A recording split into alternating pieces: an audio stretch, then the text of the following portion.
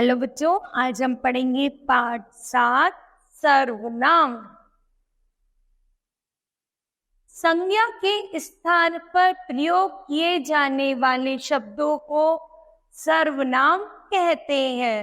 जैसे आपने पहले चैप्टर में पढ़ा था, संज्ञा मतलब किसी भी का भी नाम ही संज्ञा कहलाता है।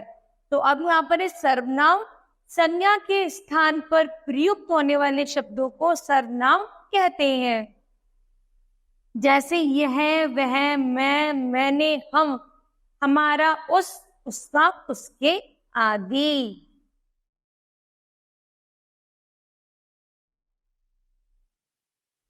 तो हम ऐसे बोलते हैं, नमन विद्यालय जाता है।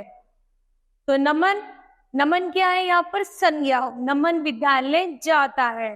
तो जब हम उसको सर्वनाम में परिवर्तित करेंगे तो हम बोलेंगे, वह बहुत गंदा बच्चा है।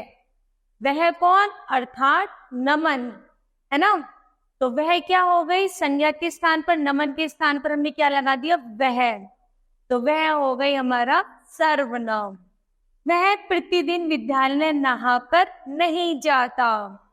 तो वह उसमें क्या है? सर्वनाम।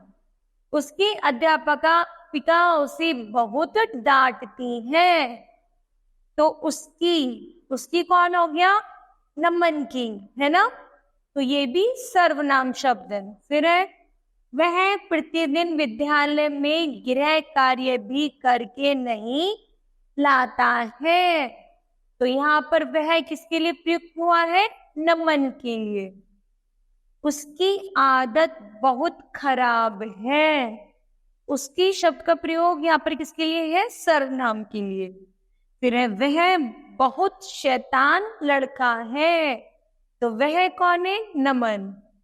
उसकी माँ उससे बहुत ही परेशान रहती है। उसकी माँ अर्थात नमन की माँ नमन से बहुत परेशान रहती है। तो यहाँ पर क्या है? संज्ञा शब्द की जगह किसका प्रयोग हुआ है? सर्वनाम शब्द, उसकी माँ।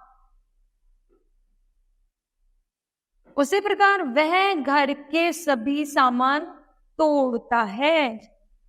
उसकी माँ उसे रोकती है, अर्थात नमन की माँ नमन को रोकती है। फिर है, पर वह अपनी माँ की बात नहीं मानता। अपनी माँ अर्थात नमन की माँ। नमन अपनी माता की बात को नहीं मानता।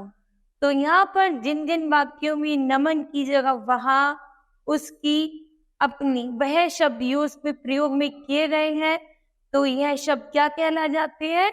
सर्वनाम शब्द। कौन से? सर्वनाम शब्द। फिर है, नमन के नाम के स्थान पर जो शब्द यहाँ पर प्रयोग में लाए गए उन्हें सर्वनाम शब्द कहते हैं। संज्ञा के स्थान पर प्रयुक्त अन्य सुंदर से शब्दों का प्रयोग किया जाता है, वही सर्वनाम कहलाते हैं। परिभाषा, संज्ञा के स्थान पर प्रयोग में किए जाने वाले शब्द ही सर्वनाम कहलाते हैं। फिर कुछ सर्वनाम शब्द इस प्रकार हैं।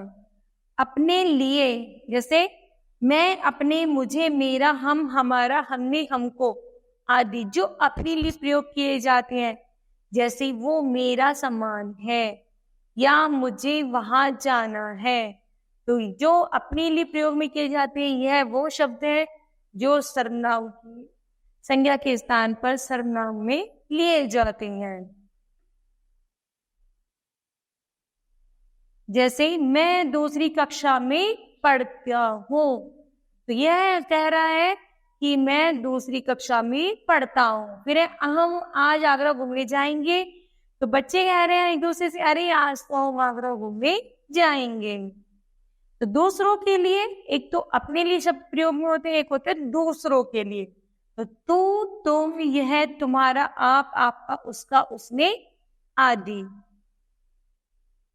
उदाहरण के आधार पर, तुमने गृह कार्य कर लिया होगा।